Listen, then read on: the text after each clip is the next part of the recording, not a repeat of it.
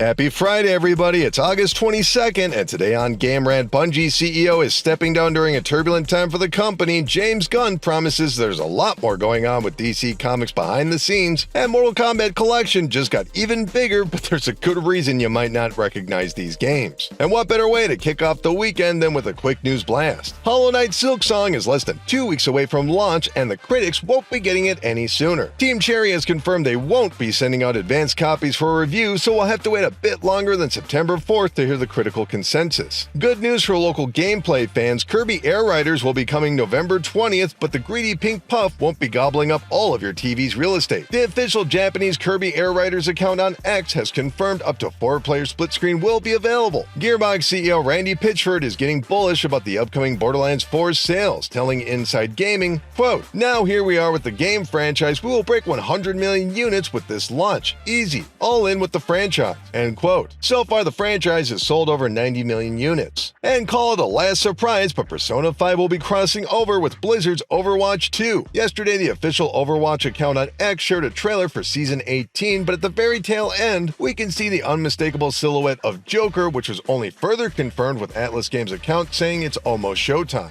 It's not every day we discuss a massively multiplayer online role-playing game, and that's because over the past several years, with the reduction of these style of projects, the genre has largely fallen to a few evergreen titles, including the subject of this video, Final Fantasy XIV. A game with a lengthy history all of its own, but has been widely celebrated as one of the best MMOs currently available, or at least it was until a wave of review bombs knocked its Steam rating down to mixed. And yet, the controversy isn't centered on the game itself, but the closure of the ever-popular Mere Synchronous mod used by superfans to create special items. In a Discord post as shared on Reddit, fans were notified of the server's closures with just under 15 hours of notice. The mod uses a type of file sharing to give characters new poses and attire. Even within the Final Fantasy XIV community, there's always been a recognition of the potential misuse of Mere Synchronos. But with the tight-knit fandom usually engaging in good faith self-policing, while Square Enix has so far allowed several other mods to continue, with bans being delivered to individual users based on a reporting system. Is it fair to rate a game for its mods? And likewise, is it fair for games to ban mods for their paying customers? Chat back in the comments below. When it comes to all things DC Comics and the movies, there's no better source than DC Studios co-CEO and co-chairman, as well as the director of this summer's Superman, James Gunn. But while speaking with Games Radar, Mr. Gunn gave a hint of what players can expect for the future of games based on the DC universe. Quote, "We have a couple of little DC games coming out, but we also have talked about, and in early stages of planning, some bigger things. One thing in particular I'm excited about, but it does take time. There's been some changes in Warner Brothers games, so we're dealing with new people," end quote. WB's recent history has certainly been chaotic, with numerous canceled projects and even the closure of their once flagship studio, Monolith Productions. Creators of Fear, the Middle-earth franchise based on Lord of the Rings, and most notably the canceled Wonder Woman game. But over at Gamescom Opening Night Live, we got our first peek at LEGO Batman Legacy of the Dark Knight, an open-world game crossing over numerous Batman memes and influences with LEGO's signature humor. What do you want to see from DC games, and what do you predict we'll get? Chat back in the comments below. For over 3 decades, Mortal Kombat has shocked audiences with its flagrant violence and offbeat humor, and in celebration of that history, Digital Eclipse will be releasing the Mortal Kombat Legacy Collection sometime later this year. And as revealed in the latest trailer, this retrospective will include multiple platform versions of Mortal Kombat 1 through 4, including the Mortal Kombat Trilogy mashup, as well as the lesser-seen Game Boy Advance series of ports and original takes, and 2 of the strangest spin-offs in the entire franchise. Mortal Kombat Mythologies Sub-Zero and Mortal Kombat Special Forces are the final games announced, which is notable because they're widely considered bad games. Mythologies Sub-Zero attempted to merge the 2D style of gameplay with exploration and platforming to critically panned results. Meanwhile, Special Forces was so poorly received, creator Ed Boon publicly stated he had nothing to do with it, but had plenty of stories of development chaos. Knowing Digital Eclipse's documentary style will continue with the Legacy Collection, we may just hear some of those stories. What games do you want to try in the Legacy Collection? Mark me down for MK2. And now to our main story of today. Bungie CEO Pete Parsons is stepping down and leaving the company. In a blog post titled "Passing the Torch," Mr. Parsons framed his decision as, quote, "The right time for a new beginning. The future of Bungie will be in the hands of a new generation of leaders. And I'm thrilled to announce that Justin Truman will be stepping into leadership as Bungie's new studio head. Thank you for being the best, most passionate community in gaming. It has been a privilege to serve you. As for me, I'll be the second star to the right and straight on till morning," end quote. Bungie under Mr. Parsons' tenure has seen facing a wave of changes, including an acquisition by Sony in 2022, followed by a series of layoffs and the poor reception of the still-in-development Marathon's Alpha. That game has been delayed, with a new date expected to be named in the next few months. The new boss, Justin Truman, arrives from his work on Destiny 2, which only last month saw its newest expansion, The Edge of Fate, releasing to middling reviews and low user ratings. What would you like to see next from Bungie? More Destiny? And how do you feel about the change in guard? Chat back in the comments below. Anyway, that's gonna do it for this video, but in the meantime, why not check out Jonathan Spurgeon's video all about Kingdom Come Deliverance 2 and why 6 months later it's better than ever. Link in the description below. Keep clicking around here at Game Rant, and we'll see you in the next video. Thanks everybody!